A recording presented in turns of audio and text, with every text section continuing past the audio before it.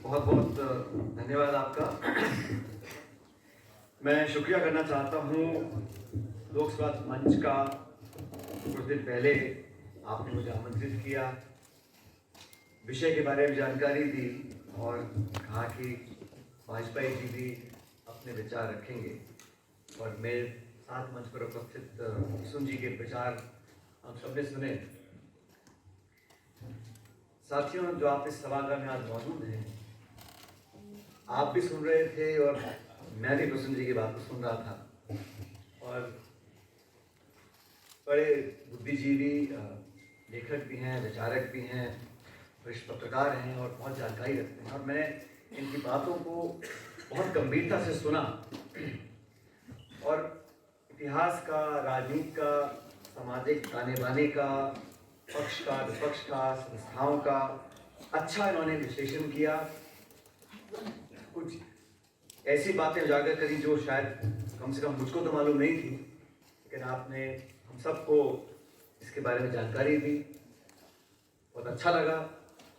लेकिन मैं शुरुआत में कहना चाहता हूँ आप सब लोगों से कि जो आज का विषय है, लोकतांत्रिक संस्थाएं, पार्लियामेंट, इंस्टीट्यूशंस, उनके बारे में आपने बहुत अच्छी बातें बोली प्रसन्न जी।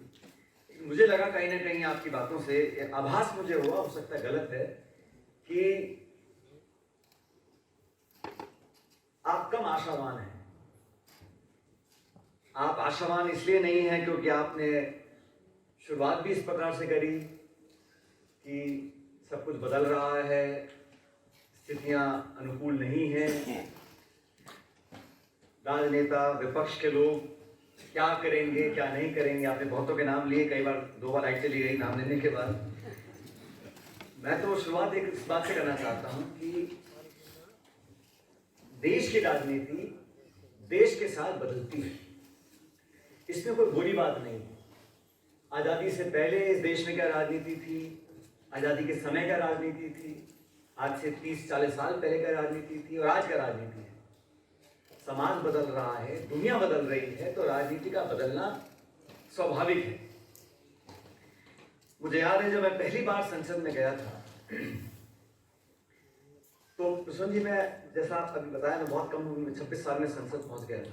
मैं पहली बार पार्लियामेंट में बैठा तो उस समय प्रधानमंत्री मनमोहन सिंह जी थे और उसी सदन में वाजपेयी जी भी थे, देवेगौड़ा जी भी थे और चंद्रशेखर जी भी थे। एक अद्भुत दृश्य, शायद पहली बार 3 पूर्व प्रधानमंत्री और एक वर्तमान प्रधानमंत्री और नेता प्रतिपक्ष शायद उस समय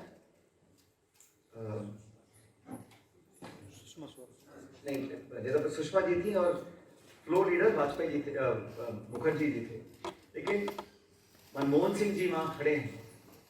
3 पूर्व प्रधानमंत्री मौजूद हैं। जो माहौल लोकसभा का 2004 में था, वो आज माहौल नहीं है। इमारत दूसरी अलग बात है, लेकिन माहौल भी नहीं है। और मैं जिक्र इसलिए कर रहा हूं क्योंकि जब मैंने देखा वहां पर पहली बार संसद में बैठकर, उस समय भी सवाल जवाब होते थे, हंगामा होता था, वॉकआउट होते थे, विपक्ष खूब हंगामे करता था, मुद्दों को लेकर आता था, सरकार जवाब देती थी। लेकिन कभी अगर चंद्रशेखर जी खड़े हो जाएं, वो अपनी पार्टी के एकमात्र सांसद थे, कभी देवेगौड़ा जी कुछ बोलना चाहते थे, तो पूरा सदन, पूरी पार्लियामेंट, पक्ष विपक्ष चुपचाप सन्नाटे में उनकी बातों को सुनते थे।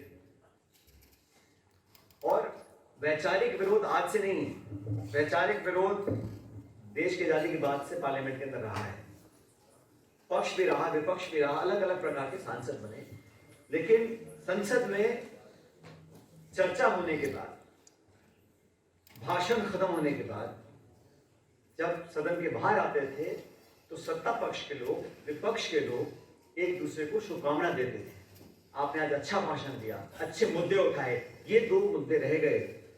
इस प्रकार का एक लोकतंत्र में माहौल मैं समझता हूं बहुत जरूरी है, जिसका आज बहुत किल्लत उस बात की हो गई है कि संवाद सिर्फ दुश्मनी का हो गया है, टकराव का हो गया है।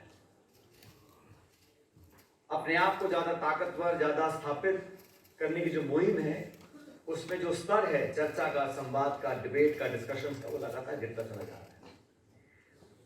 सबसे बड़ी संस्था तो मैं पार्लियामेंट को मानता हूँ। अनेकों संस्थाएं हैं जो उस लोकतंत्र को, हमारे गणतंत्र को मजबूत बनाए हुए हैं, लेकिन सबसे महत्वपूर्ण, सबसे पूजनीय अगर कोई संस्था है तो पार्लियामेंट है। और लोकसभा के अंदर जिस प्रकार की चर्चाएं होनी चाहिए,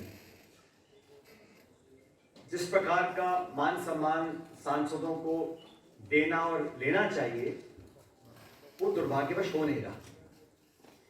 और जो संस्थाएं हैं देश में आजादी के बाद बहुत सोच समझकर जिन लोगों ने इस लोकतंत्र का निर्माण किया, मैं उसमें सबका योगदान मानता हूं, पक्ष का भी विपक्ष का भी, क्योंकि एक नए देश का जब जन्म होता है तो उसमें सब लोगों की सामूहिक भूमिका होती है।